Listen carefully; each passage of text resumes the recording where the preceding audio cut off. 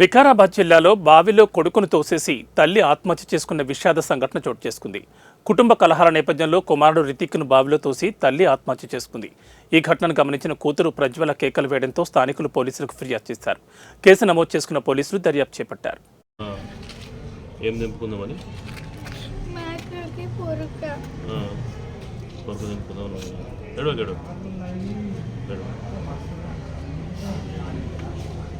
మీ నాన్న పేరు ఏం పేరు? నిన్న స్కూల్ లేకుండా నీకు మరి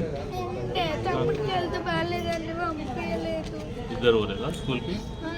ఏ స్కూల్ చదువుతారు మీరు? Bullet grammar high school. ఏడా వికారాబాద్నా? ఎట్లా వచ్చిపోతారు మీరు? ఊర్లోకి వస్తుందా బస్సు? నిన్న పోలేదు స్కూల్కి అయితే. పొద్దున్న నుంచి ఏం చేశారు నిన్న? పొద్దున్నుంచి మమ్మీ వంట చేసింది, నేను వాటర్కి వెళ్ళాము, నేను కొంచెంసేపు ఆడుకున్నా. తర్వాత మమ్మీ స్నానం చేసుకుంది, డాడీ పండుకుండు తిని కొంచెం సేపు. తర్వాత డాడీ చేనుకి వెళ్ళిండు, నేను కానీ కొంచెంసేపు టీవీ పెట్టుకొని వండుకున్నా. మమ్మీ కానీ వండుకుంది.